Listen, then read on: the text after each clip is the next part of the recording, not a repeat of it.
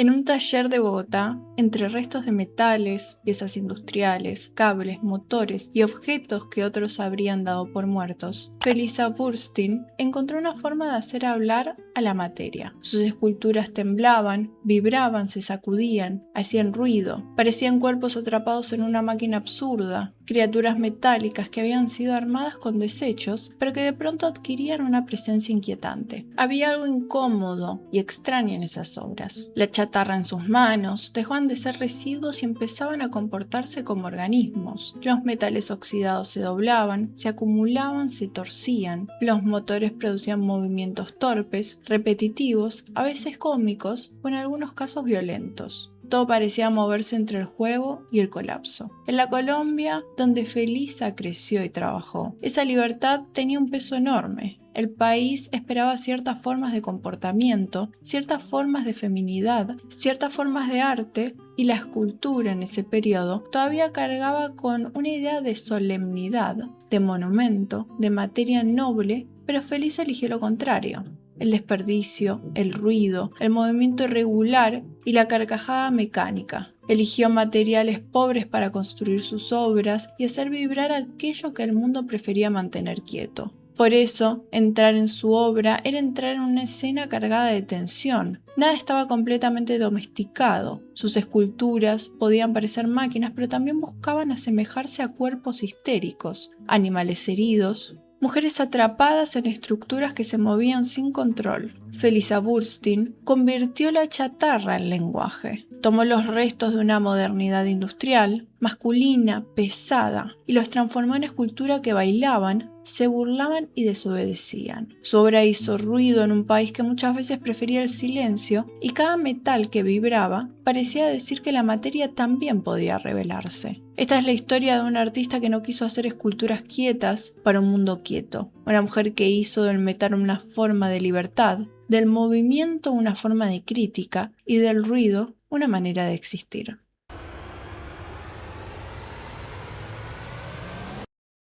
Antes de ser Felisa, hubo una niña nacida en Bogotá en 1933 dentro de una familia marcada por el desplazamiento. Sus padres eran inmigrantes judíos polacos, llegados a Colombia en un momento en que Europa empezaba a volverse una amenaza para quienes compartían su origen. Esa historia familiar pesó sobre ella desde el comienzo, la historia de quienes habían tenido que moverse para sobrevivir y llevaban en el apellido una memoria perdida. Esa identidad aparece atravesada por los nombres que fue cambiando a lo largo de su vida. Feigl, Felicia, Felisa. Cada nombre parecía guardar una versión distinta de la misma mujer, la heredera de una familia judía, la hija bogotana de inmigrantes, la muchacha que crecía dentro de una sociedad católica y conservadora, la artista que más tarde elegiría nombrarse a sí misma desde una libertad casi insolente. Felisa había nacido en Bogotá, pero su origen familiar la ubicaba en un borde. Era colombiana, aunque muchas veces tuviera que demostrarlo. Pertenecía a una familia que había logrado prosperar. Venía de una comunidad marcada por la experiencia histórica del desarraigo y esa marca terminó dialogando de alguna manera profunda con su forma de estar en el mundo. Su padre tenía una fábrica textil. Esta era industria, trabajo, ruido, materia y estructura. Era el espacio de una modernidad colombiana que avanzaba entre desigualdades y tensiones. Años después, Felisa convertiría parte de ese universo familiar en el taller, en su taller. Tomaría el mundo del metal, del residuo, de la máquina y de la producción y lo transformaría en otra cosa, en escultura y en una forma de pensamiento. Pero antes de eso estuvo la joven Felisa, una mujer que empezó a desobedecer las formas esperadas. En una sociedad donde la feminidad estaba asociada a la discreción, al matrimonio, al orden doméstico y a la obediencia social, ella parecía moverse en otra frecuencia. Viajó, estudió, amó, se casó, se separó y volvió a empezar. No encajó con facilidad en los moldes de su clase, de su género ni de su tiempo. Su origen judío-polaco fue una clave para entender su relación con el desarraigo, con la libertad y con la sospecha. Creció como colombiana en un país que no siempre la leyó como completamente propia, y más tarde, ese mismo país que la había visto nacer, terminaría expulsándola de manera simbólica y real. La historia parecía cerrarse con una crueldad circular. La hija de inmigrantes que habían encontrado refugio en Colombia acabaría convertida también en exiliada. En ese proceso de ruptura, incluso su propia familia llegó a darla por muerta en vida, revelando hasta qué punto su forma de vivir y de desobedecer terminó por aislarla también de los suyos. Bogotá, durante buena parte del siglo XX, seguía siendo una ciudad atravesada por el peso de la tradición católica, conservadora, jerárquica, pendiente de los apellidos y de los límites invisibles que cada persona debía respetar según su clase, su género y su origen. En ese mundo, una mujer podía tener inteligencia, sensibilidad y talento, siempre que no incomodara demasiado. Felisa hizo ruido desde el comienzo. Su libertad era difícil de procesar para una sociedad acostumbrada a encerrar a las mujeres dentro de roles previsibles. Venía de una familia que había logrado hacerse un lugar en Colombia, pero cargaba con una extranjería que nunca desaparecía del todo. Había en ella una mezcla incómoda para la Bogotá de su tiempo. Tenía privilegio económico, irreverencia personal, deseo de independencia y una relación con el arte que no buscaba agradar. La Colombia que la formó era también una Colombia donde el arte moderno avanzaba a los golpes, abriendo fisuras dentro de un campo todavía pegado a una idea de belleza bastante ordenada. Cuando Felisa empezó a trabajar con chatarra, muchos vieron basura. Para cierta élite bogotana, esos metales retorcidos no podían ser arte, porque no obedecían a la nobleza tradicional de los materiales ni a la quietud respetable de la escultura clásica. Pero justamente ahí estaba el gesto de Felisa. Tomó aquello que el mundo industrial descartaba y lo puso en el centro. Tomó lo que parecía inútil y lo volvió presencia. Su obra parecía burlarse de la idea de una Colombia elegante y silenciosa. Cada chatarra era una grieta en esa fachada. Cada movimiento mecánico parecía decir que debajo del orden social había tensión. Durante un tiempo, esa incomodidad pudo leerse como excentricidad artística. Felisa aparecía como la escultora irreverente, la mujer brillante,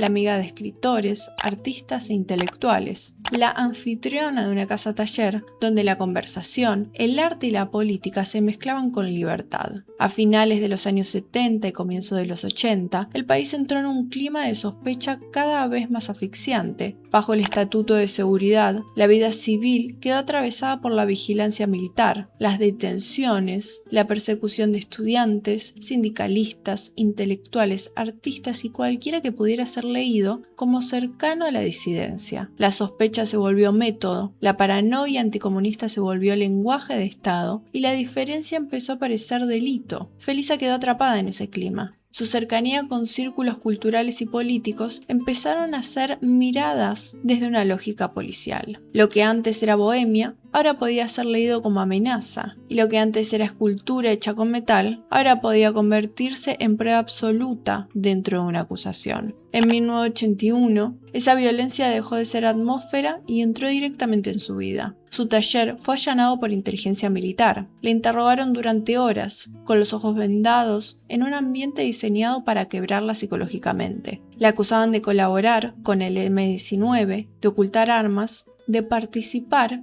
en una trama que nunca pudo probarse. El mismo país que no había sabido qué hacer con sus esculturas, tampoco sabía qué hacer con ella. La mujer que había convertido los restos industriales en arte era ahora leída como amenaza por una maquinaria estatal incapaz de distinguir entre una obra, un objeto y un arma imaginaria. Luego de esto, Felisa tuvo que refugiarse en la Embajada de México y salió del país poco después. No migró por elección, salió dejando atrás su taller y en esa salida se cerró una ironía dolorosa. La hija de inmigrantes que había encontrado en Colombia un lugar para rehacer la vida, terminó convertida también en una mujer expulsada. Si disfrutas el contenido de The Kitsch Press, puedes unirte a nuestras membresías aquí en YouTube. Como miembro tendrás acceso a contenido exclusivo, conversaciones más profundas sobre arte contemporáneo, entrevistas exclusivas, contenido exclusivo en ferias internacionales y acceso anticipado a nuevos proyectos de The Kitsch Press. Tu apoyo nos ayuda a seguir construyendo nuestra plataforma dedicada al arte latinoamericano, la crítica cultural y las conexiones dentro del mundo del arte internacional. Unite y sé parte de esta comunidad. Antes de ese quiebre definitivo, antes del interrogatorio y posteriormente el exilio, hay que volver al lugar donde su ruptura tomó forma material, la fábrica familiar y esa decisión de convertir la chatarra en arte. Felisa Burstyn había salido por primera vez de Colombia buscando algo que Bogotá todavía no podía darle. Primero pasó por Nueva York, donde estudió pintura en la Art Student League, y luego llegó a París, esa ciudad que para muchos artistas latinoamericanos de mediados del siglo XX funcionaba como promesa y un rito de legitimación. Allí estudió escultura, entró en contacto con otros lenguajes modernos y se acercó a una forma de trabajar la materia que terminó marcándola para toda su carrera profesional. En París descubrió que la escultura podía perder solemnidad sin perder fuerza y que el metal podía compactarse, soldarse y violentarse. El contacto con escultores que trabajaban con materiales de desechos, autos compactados y objetos encontrados le abrió una puerta que ya no volvió a cerrarse. Cuando regresó a Bogotá, hacia 1960, los patios de la fábrica familiar, los alambres y las piezas que habían perdido función dentro de la lógica productiva empezaron a adquirir otro sentido para ella. En ese espacio, ligado a la historia económica de su familia, improvisó un taller y entre ruidos de máquinas y olor a metales trabajando, empezó a construir su propio idioma. En 1961 presentó sus primeras chatarras en la Galería El Callejón. La reacción del público fue inmediata. Para muchos visitantes, aquello era una burla. Parte de la élite bogotana vio esas obras como ofensa al arte, como si Felisa hubiera llevado el basurero al lugar donde debía reinar la belleza. En ese momento, la defensa crítica de su obra fue decisiva. Marta Traba,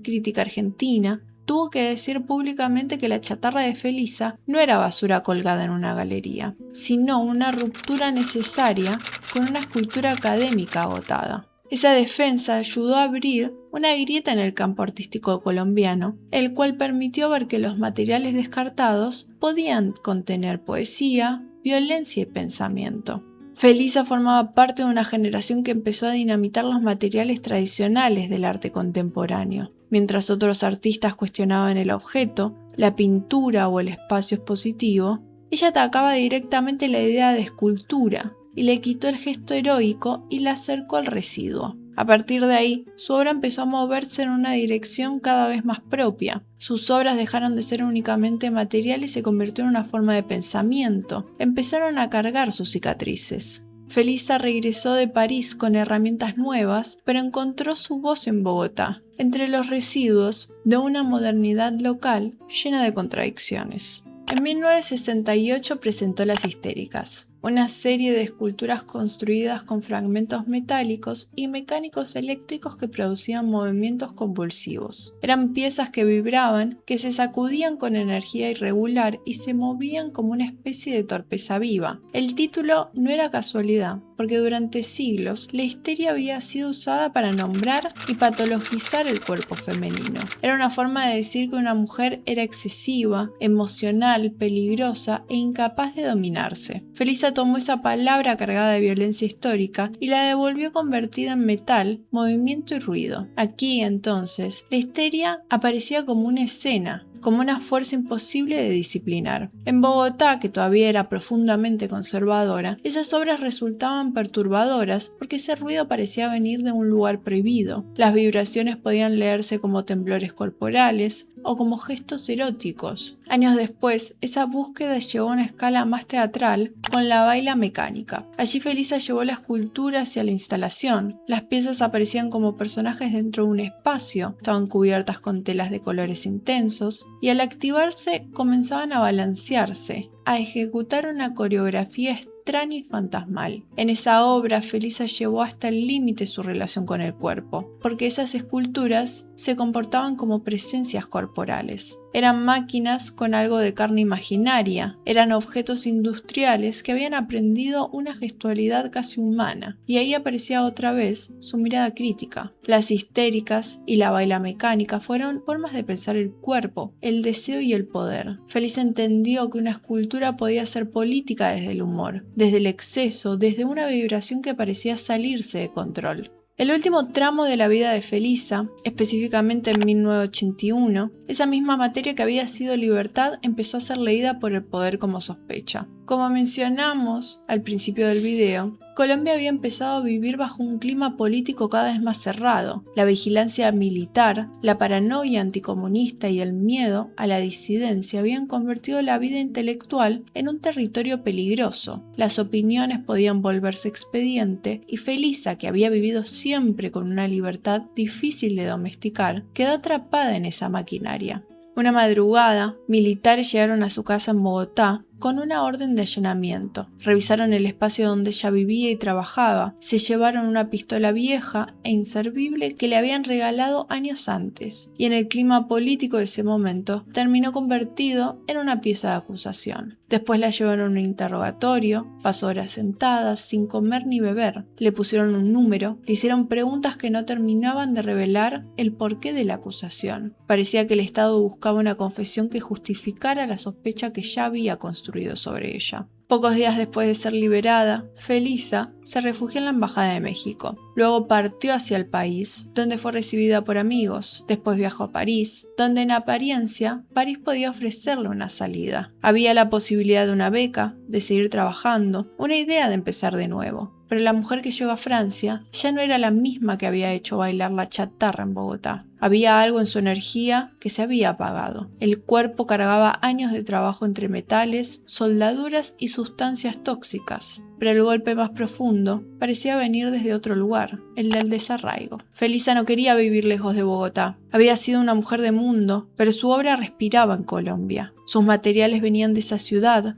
de su fábrica, de sus talleres, y para un artista como ella, eso era una mutilación. El 8 de enero de 1982, en un restaurante de París, durante una cena con amigos, Felisa murió de manera repentina. Tenía 49 años. La escena quedó marcada por una tristeza difícil de separar del exilio. Médicamente pudo hablarse de un colapso físico, consecuencia de una salud deteriorada, pero quienes la habían acompañado en esos últimos meses entendieron que el destierro la había consumido, que la humillación de haber sido expulsada por una acusación sin pruebas le había roto algo especial. El escritor Gabriel García Márquez, amigo íntimo de Felisa, escribió ese mismo enero un artículo para el diario El País, recordando al artista, afirmando con dolor que ella falleció de tristeza. Hoy, Felisa Burstyn trascendió y es una figura fundamental del arte latinoamericano, quien convirtió la chatarra en movimiento, el ruido en protesta y la fragilidad en memoria.